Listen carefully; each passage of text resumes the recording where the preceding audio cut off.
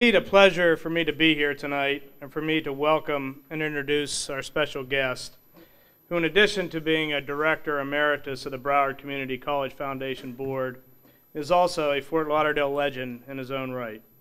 Bob's business, Hard Drives Company, which he founded in 1946, is a paving company that has paved many of our driveways, many of our highways in this area over the past 60 years. Bob Elmore became interested in providing support for part-time honor students when he realized that 75% of our current honor students that attended BCC part-time are therefore ineligible to qualify for various BCC financial aid programs and scholarships. To help remedy this, Bob established the Robert Elmore's Honors Institute Scholarship Endowment that will, in perpetuity, provide scholarship support for part-time honors students. And it gives me great pleasure to introduce a true community leader and a great friend, Bob Elmore. Bob?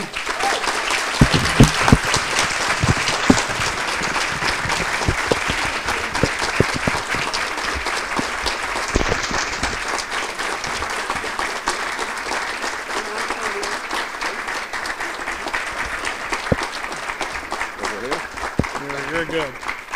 Bob has a slight vision problem, so we're going to get him situated here. Bob, it's all yours. Jim, thank you. Thank you. Where's the mic? All right.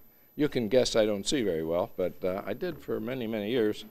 But I do want to first say I am of good mind and good health, and I think straight. And the purpose I'm here, if I'd have known giving this money would make me come up here, I probably wouldn't have given it. As a public speaker, I am not. But when I think of the impossible dream that happened to me, and this reach for the stars sounds good to me, that I would share a little some of the past history. I learned a long time ago not to give advice unless asked, but what I would do is just offer a few suggestions. In 1937, after the heart of the Depression, I came out of a township high school as valedictorian of only, I think we had 60 members. But I learned that if I listened and thought, that things came easier. And so I was very, very blessed, I guess you would say it, to be able to work my way through Penn State, a college that I majored in metallurgy, because in the Depression, the banks closed and all the money was gone. I was a fortunate young man because family home didn't have a mortgage, and so they didn't take that away from us. But when I came into Fort Lauderdale in 1946 in a Studebaker pickup truck, if anyone would have said that 58 years later here, I could be standing having given $200,000, which I boosted up a little because the state of Florida has finally awakened to the fact that money must be given for education, and they match it. They will match this $200,000 dollar for dollar. And so I really boosted it up to get that state money back here in South Florida. So I wanted to share with you that that is an impossible dream, and I was so grateful to be able to do that.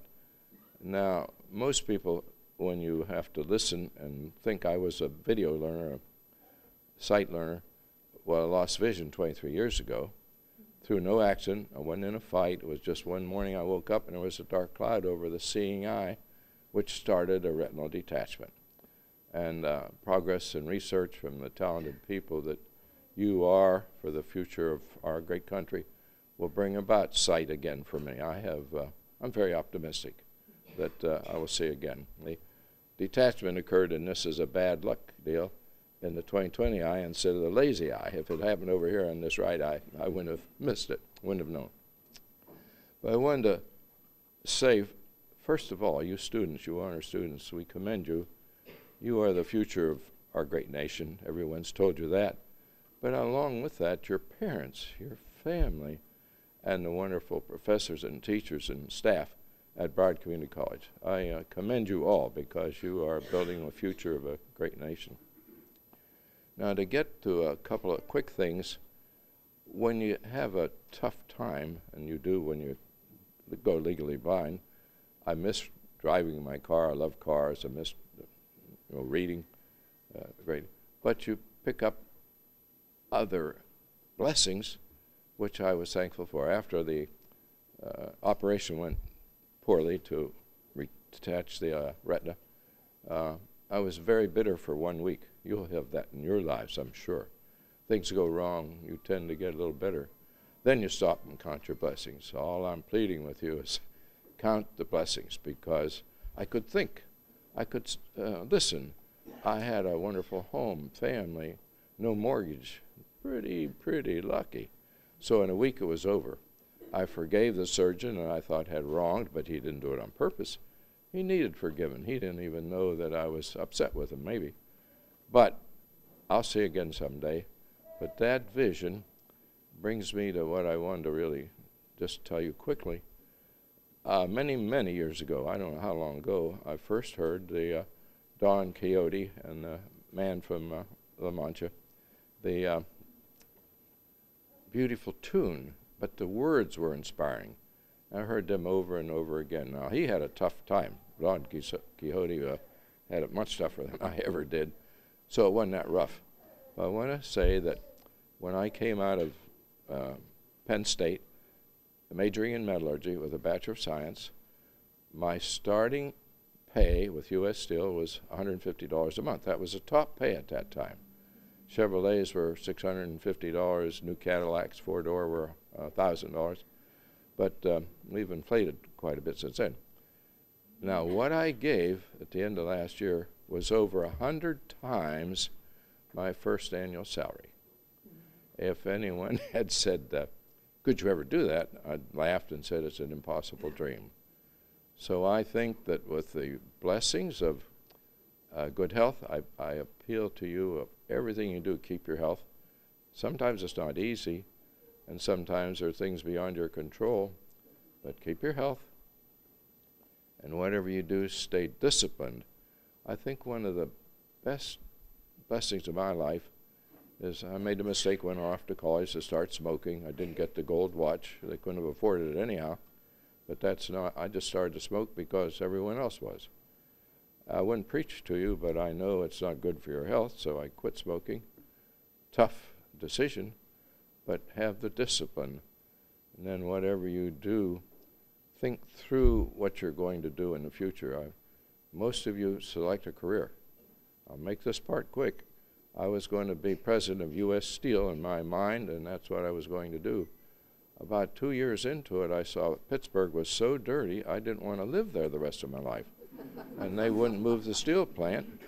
And so I started my business. My uncle had taught me the business through summer vacations, high school and college.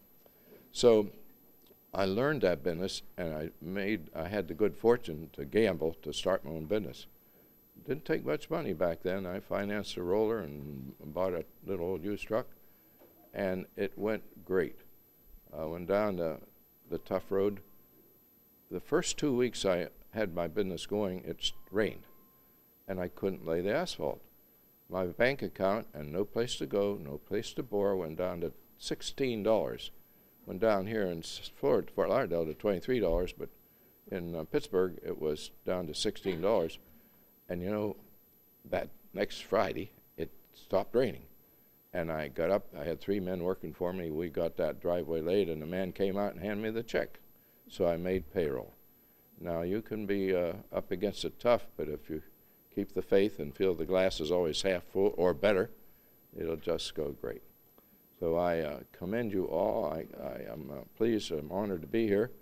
I did have the words printed for the man from La Mancha because they're inspiration to me, because even when it goes rougher, you wouldn't have it rougher than Don Quixote had it, but when it goes rougher than you think, it levels out. And keep the faith, and whatever you do, Godspeed. I am really appreciative of being able to at least speak to you, and in some future year, I hope to see you again. But now, when you leave and go on to your upper division of your life's work, the scholarship fund that is set up has no restriction on, except you must have be attending VCC for 6 credit hours. There's no repayment back. You don't owe anyone anything, except as you make your mark and you are able to share. I believe the gift of sharing is in all of us. Some of us just don't get that message in time and don't share.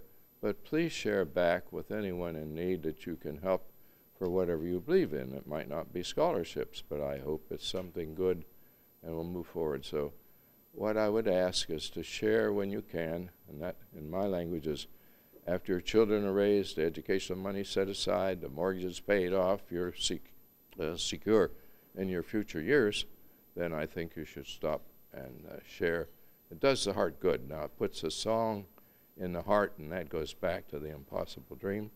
A smile on your face and a smile in your heart. I think we should smile internally also. So you're all smiling, and I'm going to leave you now to get back and sit down if someone will take me, but I thank you. I appreciate you very much.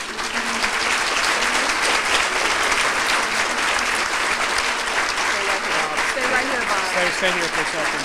All right.